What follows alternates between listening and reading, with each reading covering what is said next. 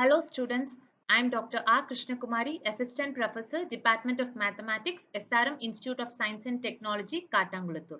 Today we are going to see few topics in vector calculus. Let us see the outline of the module. First, we are going to see what is meant by vector calculus. Then we are going to see about gradient, followed by directional derivative. Then we are going to see about unit normal vector to the surface. Then angle between the surfaces, followed by orthogonal surfaces. At the last, we are going to see equation of the tangent plane and normal to the surface. Vectors are quantities with both magnitude and direction.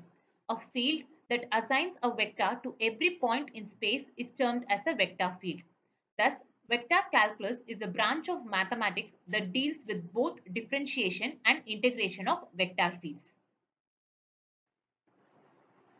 The vector differential operator del is denoted by I vector dou by dou x plus j vector dou by dou y plus k vector dou by dou z, where I vector, j vector, k vector are unit vectors. This vector differential operator is also termed as Hamiltonian operator. It is neither a vector nor a scalar, but it behaves like a vector.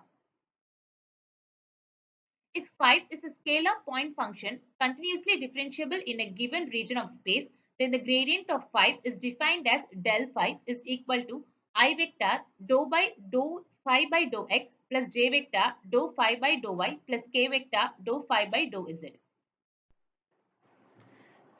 We have to note that del phi is a vector quantity. Del phi equal to 0 if phi is a constant. Del phi 1 phi 2 is equal to phi 1 del phi 2 plus phi 2 del phi 1, and del phi 1 by phi 2 is equal to phi 2 del phi 1 minus phi 1 del phi 2 divided by phi square 2, provided phi 2 is not equal to 0. Now let us see sums based on gradient. Find the gradient of 5, where 5 is 3x square y minus y cube z square at 1 minus 2 1. Now it is given that 5 is equal to 3x square y minus y cube z square. So we know that the gradient of 5 is equal to I vector dou phi by dou x plus j vector dou phi by dou y plus k vector dou phi by dou z. So now we are going to differentiate the given phi with respect to x, then with respect to y, and then with respect to z. So dou phi by dou x will be giving 3xy when differentiated with respect to x, and dou phi by dou y equal to 3x square minus 3y square z square when differentiated with respect to y, and dou phi by dou z is equal to minus 2y cube by z. So therefore, by applying these values in the formula of gradient, we will be getting gradient phi in the point 1 comma minus 2 comma 1 is equal to minus 12i minus 9j plus 16k. We are applying the value for x as 1, y as minus 2 and z as 1 here. So this gives the final answer for gradient phi. Directional derivative. The derivative of a point function, scalar or a vector in particular direction is called its directional derivative along the direction. The directional derivative of a scalar function phi in a given direction a vector is the rate of change of phi in that direction. The directional derivative of a scalar point function in the direction of a vector is given by del phi into a vector divided by magnitude of a vector. The maximum directional derivative is magnitude of grade phi. Now let us see sums based on directional derivative and how to find the maximum value. Find the magnitude of del phi if phi is equal to 2x z power 4 minus x square y at the points 2, minus 2, minus 1. So it is given that phi is equal to 2x z power 4 minus x square y. We know that the gradient of phi del phi is equal to I vector dou phi by dou x plus j vector dou phi by dou y plus k vector dou phi by dou z. Now we are differentiating with respect to x, y and z. So dou phi by dou x will give you the value 2z power 4 minus 2xy. Dou phi by dou y will give the value minus x square, and dou phi by dou z will give the value 8xz cube. So therefore, the gradient 5 is going to be equal to I vector 2 z power 4 minus 2xy plus j vector minus x square plus k vector 8xz cube. So when we apply the values for x, y and z as 2, minus 1, we will be getting the gradient 5 at the points 2, minus 1 as 10 I vector minus 4 j vector minus 16 k vector. So to find the maximum value, that is the magnitude of gradient 5 is going to be equal to the square root of 10 square minus 4 square minus 16 square. So it is going to be 100 plus 16 plus 256. So this is going to be equal to square root of 372. In what direction from minus 1 comma 1 comma 2 is the directional derivative of 5 equal to xy square z cube a maximum? Find also the magnitude of this maximum. So it is given that 5 is equal to xy square z cube. So we know the formula for the gradient of 5. So while differentiating the 5 with respect to x, with respect to y and with respect to z, we will be getting the gradient of 5 as I vector y square z cube plus j vector 2xy z cube plus k vector 3xy square z square. So while applying the values for x, y and z as minus 1, 1, 2, we will be getting the gradient of 5 as 8 I vector minus 16 j vector minus 12 k vector. So now to find the magnitude of this maximum directional derivative, it is going to be equal to the square root of 8 square, that is 64, 16 square, that is 256 and 12 square, that is 144. Therefore, it is going to be the sum of all the three these terms. So it is going to be square root of 464. Find the directional derivative of 5 is equal to xy plus yz plus zx at 1, 2, 0 in the direction of I vector plus 2 j vector plus 2 k vector. Find also its maximum value. So we know how to find the gradient 5. So del 5 is equal to I vector y plus j when differentiated with respect to x plus j vector x plus z when differentiated with respect to y plus k vector y plus x when the 5 is differentiated with respect to z. So while applying the values for x, y and z as 1, 2 and 0, we will be getting the gradient of 5 as 2 I vector plus j vector plus 3 k vector. Here they have given that we have to find the directional derivative in the direction of I vector plus 2 j vector plus 2 k vector. So let us consider a vector as I vector plus 2 j vector plus 2 k vector. Therefore, the magnitude of a vector is going to be equal to 1 plus 2 square plus 2 square. So which is going to be the square root of 1 plus 4 plus 4. So square root of 9 is going to be equal to 3. So directional derivatives formula is nothing but del 5 into a vector divided by the magnitude of a vector. Therefore, it is going to be equal to 2 I vector plus j vector plus 3 k vector. The dot product of I vector plus 2 j vector plus 2 k vector divided by 3. So, by using the dot product formula, we will be getting it as 1 by 3, 2 plus 2 plus 6, which is going to be equal to 10 by 3. They have also asked us to find the maximum value. So, maximum value is nothing but the magnitude of the gradient 5. So, which is nothing but square root of 2 square plus 1 square plus 3 square. So, it is going to be the square root of 4 plus 1 plus 9. So, which is going to be equal to square root of 14. Now, we are going to see what is meant by unit normal vector to the surface. So, if 5xyz be a scalar function, then 5xyz is equal to C represents a surface and the unit normal vector to the surface 5 is given by n equal to del 5 by the magnitude of del 5.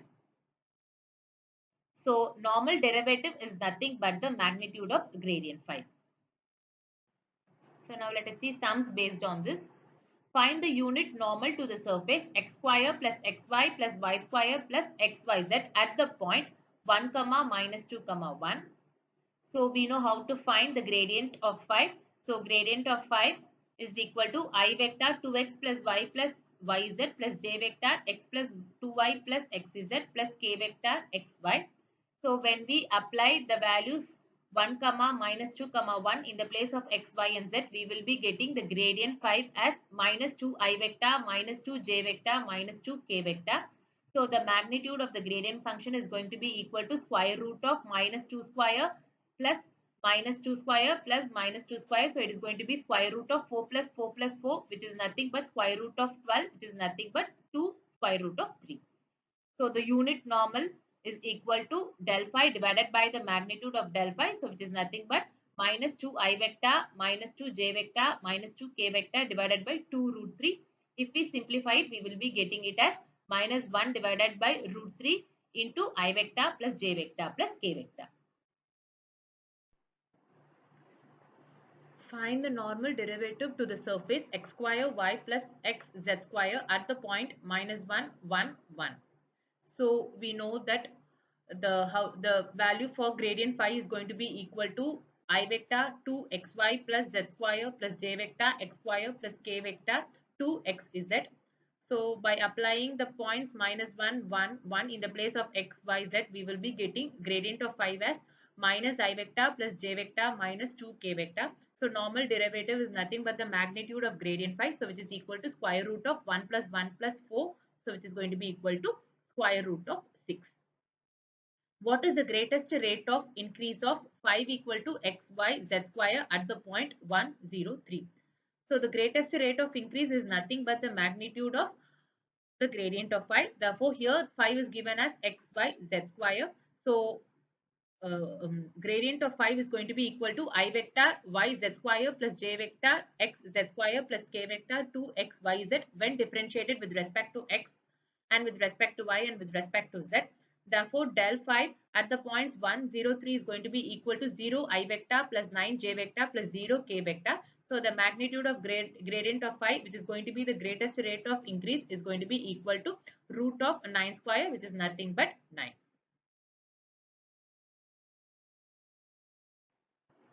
Now let us see angle between the surfaces. So the formula for the angle between the surfaces is cos theta is equal to the dot product of two gradients, that is del phi 1 into del phi 2 divided by the magnitude of del phi 1 into the magnitude of del phi 2.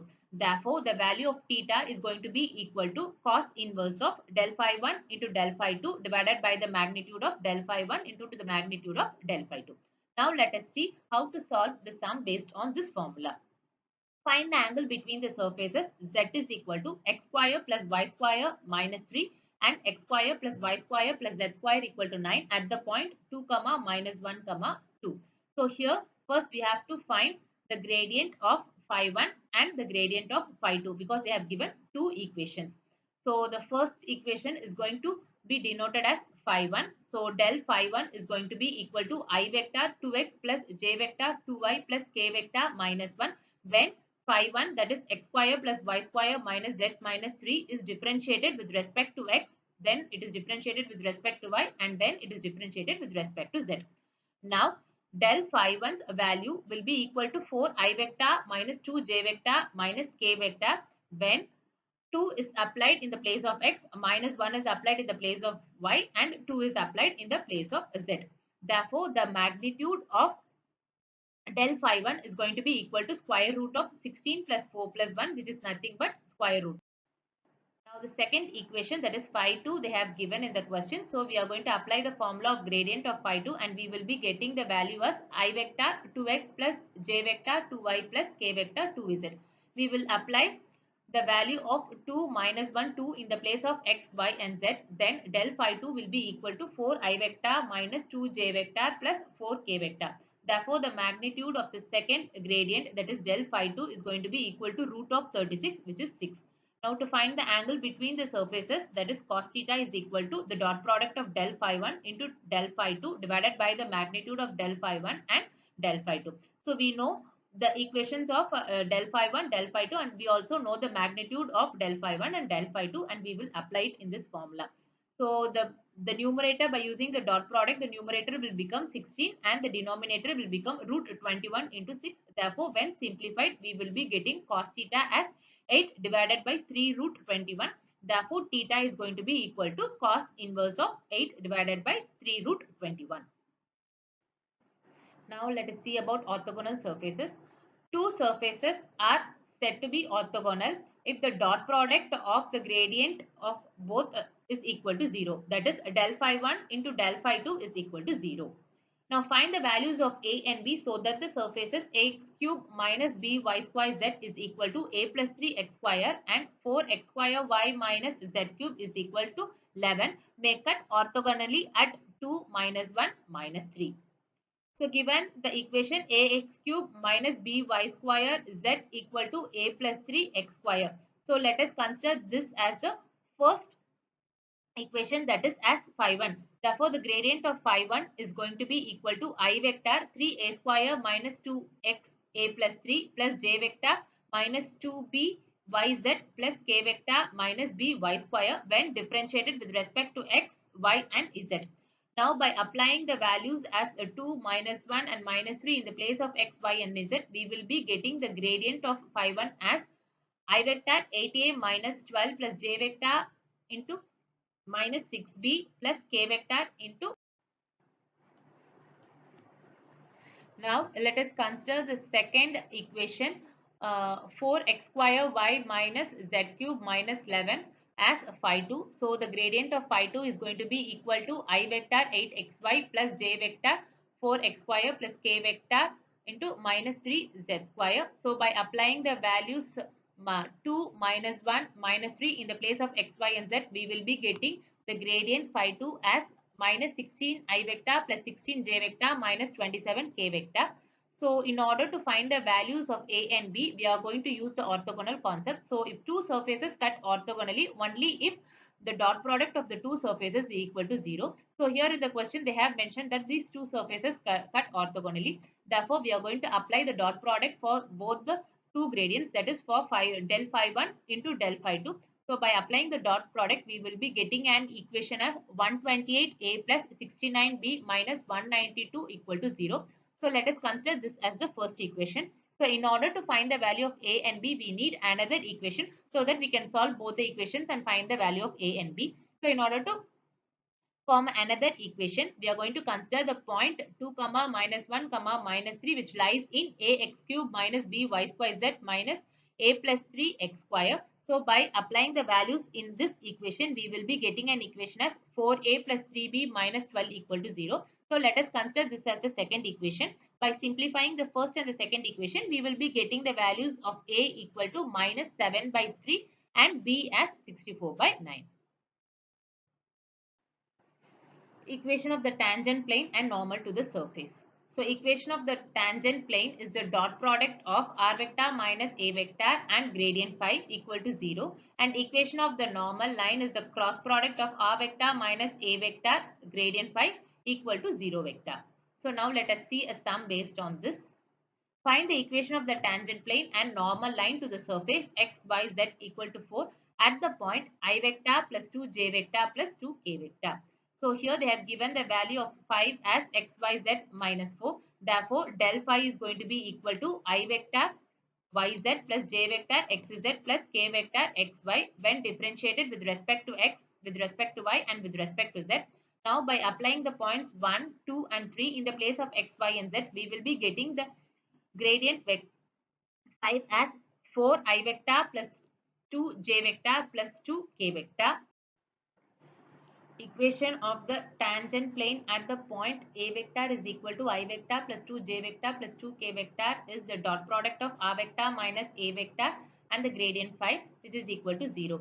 So now in the place of r vector minus a vector, we will be applying the values as xi vector plus yj vector plus zk vector minus I vector plus 2j vector plus 2k vector, and in the place of gradient phi, we will be applying the value as 4 I vector plus 2j vector plus 2k vector, which is equal to 0. By simplifying it, we will be getting the equation of the tangent plane at the point as 2x plus y plus z equal to 6.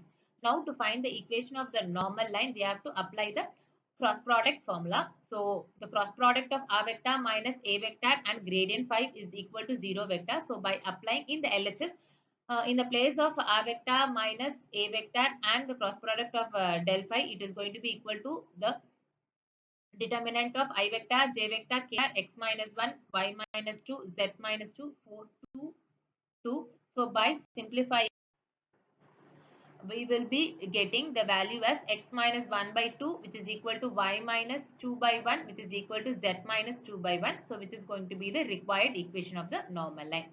So to find the equation of the tangent plane and also to find the equation of the normal line, we have to use both the concepts of the dot product and the cross product. This is going to be the end of the module. Thank you, students. Let us connect again in a next interesting topic. Thank you.